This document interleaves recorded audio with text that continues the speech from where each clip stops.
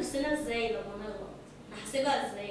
احنا المفروض نكلم نفسنا طول الوقت، مش بس نكلمها لما نغلط. احنا المفروض بنتكلم مع نفسنا ونفسنا بترد علينا طول الوقت، وده اصلا اساس البني ادم المتصل واساس البني ادم السوي. اول ما البني ادم يتكلم مع نفسه ونفسه ترد عليه يعرف ان هو سوي، مش محتاج دكتور نفسي.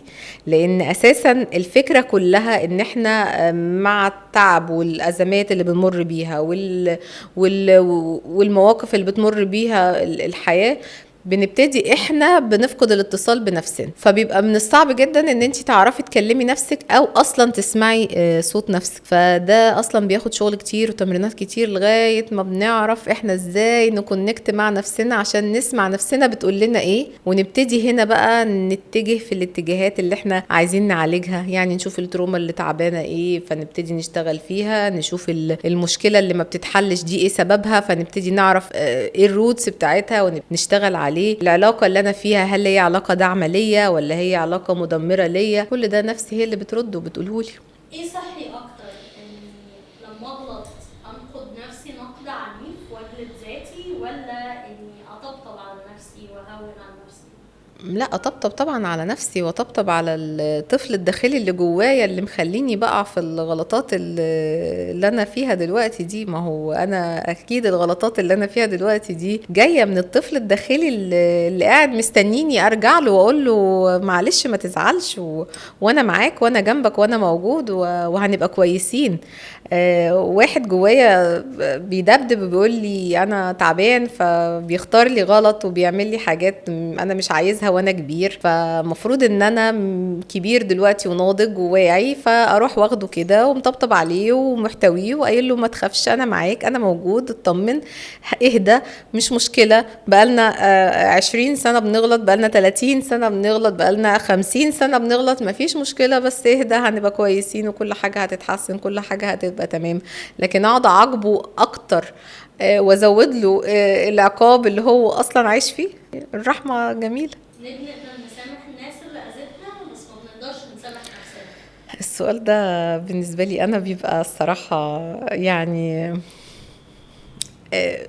شخصي شوية. أنا الصراحة لغاية ما اتعلمت إزاي أسامح أنا خدت وقت طويل جدا، ودي كانت أكبر يعني درس خدته في رحلتي كلها. كان موضوع التسامح عندي ده شيء غريب. يعني أسامح ليه؟ يعني ليه أسامح أصلا؟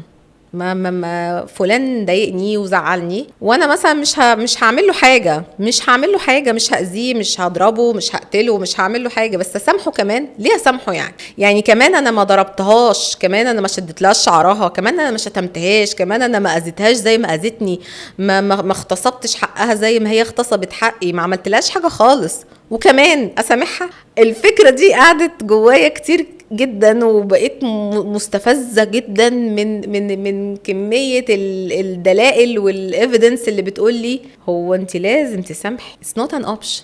لحد ما فهمت الديفينيشن وفهمت المينينج وفهمت ان انا بليت جو. انا بسامح عشان انا اعيش، بسامح علشان انا افضي خزان احزاني زي ما بيقولوا، وافضي قلبي من الحاجات اللي ممكن تعوق رحلته. القلب ده زي الخزان كده، كل ما بنحوش فيه حاجات ربش بيبتدي هو يسود يتقل، بيبقى تقيل. فتيجي تدخلي فيه حاجة حلوة وردة حاجة قيمة تلاقيه مش عارف يستقبلها لانه مسدود اتسد. ففهمت وتعلمت ان هو بيتسد من كتر اللي بيحصل، فبيشيل هنا وبيشيل هنا وبيشيل هنا، ما بيرميش ما بينظفش. وهو هنا فكرة التسامح. اسامح مش معنى كده ان انا ما اخدش حقي، لا، اخد حقي من باب قوة.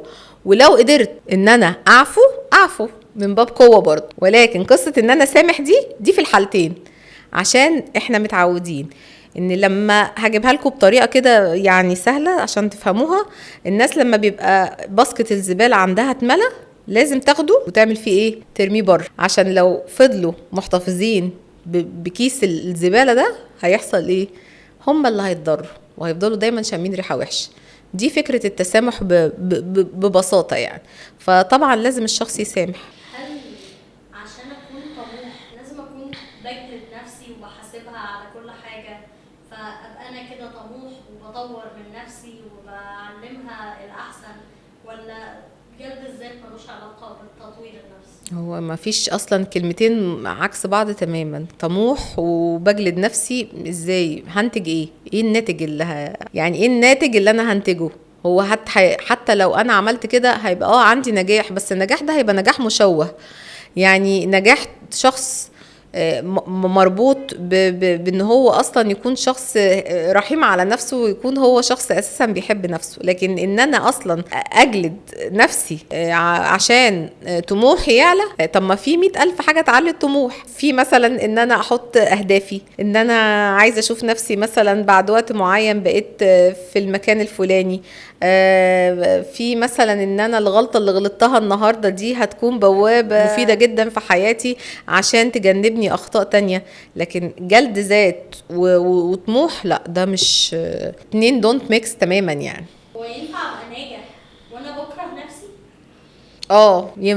ينفع الشخص ينجح وهو بيكره نفسه، بس هيحصل هنا حاجة شوية مش احسن حاجة، باد نيوز. يعني هيبقى بينجح جدا جدا جدا وهو بيكره نفسه وبيحقق. مش هقول ان هو هيبقى فاشل او مثلا مش مبدع او لا لا لا خالص، بالعكس هيكون متألق جدا متألق جدا، ولكن عمره ما هيرضى.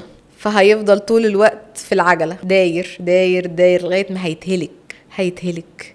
لان هو مهما بيعبي في نجاح هو مش حاسس بالرضا، لانه ببساطة مش راضي عن نفسه، كاره نفسه. فقصة ان هو هينجح، لكن هيرضى لا، مستحيل.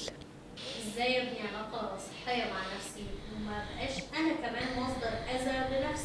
بصي، هو السؤال ده صعب جدا، اجابته مش هتنفع في كلمة، او مش هينفع في بودكاست، لان كل واحد فينا عنده رحلته، ورحلة مختلفة تماما عن الشخص التاني. يعني سبحان الله، ربنا زي ما خلق بصمة ايدينا مختلفة، خلقنا احنا كمان مختلفين في الرحلة وفي علاج الرحلة والكنز بتاع الرحلة. فكل واحد ازاي يقدر يوصل للحاجة اللي تريحه بيحتاج شغل منه وشغل من نار. وانا بنصح ان اي حد يعني حابب ان هو يبتدي رحلة وعايز يتعافى من حاجات كتير، يتجه للاخصائيين اللي موجودين، يطلب الدعم ويطلب المساعدة. ده هيخليه هو شخص يعني قادر يتصل بنفسه، وقادر ان هو يحقق يعني يحقق نجاح من نوع مختلف، ويبتدي بقى يشوف النسخة الجديدة بتاعته اللي هو حابب يشوفها.